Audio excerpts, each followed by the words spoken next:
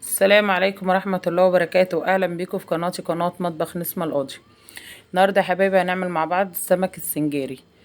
سمك مكاريل بيبقى خفيف وجميل، لا تشوي بقى في الحر ولا تقلي كده، هيبقى سنجاري وجميل وخفيف.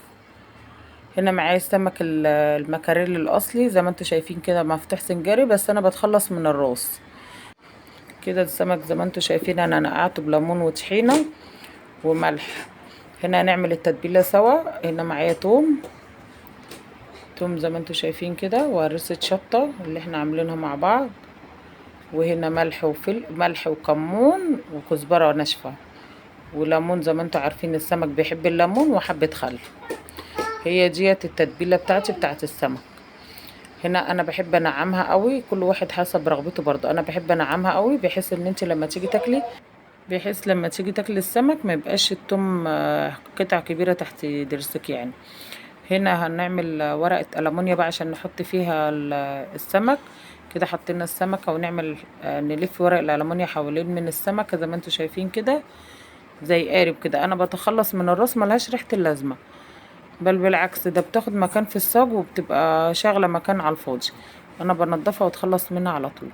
زي ما انتوا شايفين كده قفلت على السمكة بالورق الألمونيا. هحدقها بقى بالتتبيلة اللي احنا عملناها سوا. هنا زي ما انتوا شايفين هنحدق بقى، نحيق كويس عشان هي اصلا ديت التحقيقة بتاعت السمك والخضار بقى اللي هيتحط عليه عشان يبقى طعمه حلو. هنا انا تبلته زي ما انتوا شايفين كويس اهو. هحطه بقى في الصاج ونرص واحدة عكس واحدة عشان خاطر ما يعني تعرفي ترصي السمك، ما تعرفيش ما ياخدش مكان معاكي. هنعمل واحدة تانية مع بعض زي ما انتوا شايفين. هلف عليها برضو الورق الألمونيوم زي ما انتوا شايفة.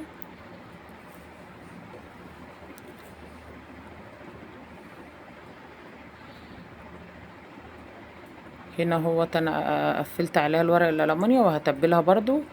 هخلص الكمية كلها بقى زي ما انتوا شايفين كده، وارص واحدة عكس واحدة في الصاج، يعني واحدة عكس واحدة كده عشان خاطر تعرفي ترصي وتاخدي كمية كبيرة. هنا انا عملت الاربعة هنا في صاج، وعملت بقيتهم في صاج تاني.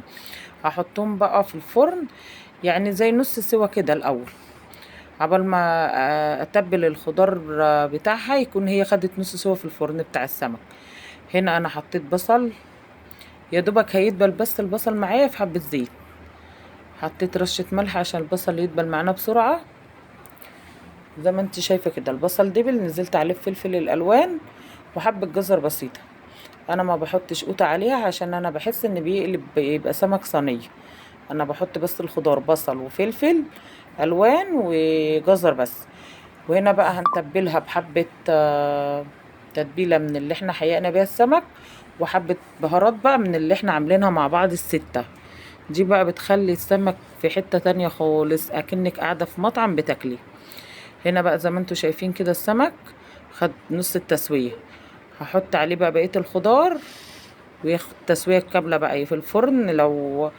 لو انتي مثلا حاسة ان هو محمرش في الفرن وانتي مولعاه من تحت، شغلي الشواية عليه وهيحمر وهيبقى زي الفل. زي ما انتوا شايفين كده خلاص السمك استوى معايا واحمر. انا ما بحبوش يعني تحت الشواية كتير عشان خاطر ما لونه يغير كده، بيدي مرارة شوية الخضار، يبقى الخضار مسكر معاكي وطعمه حلو.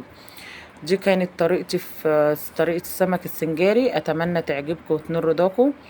واللي اول مرة يشوفني وعجبته قناتي يشترك معايا في القناة. اسيبكم في رعاية الله. السلام عليكم ورحمة الله وبركاته.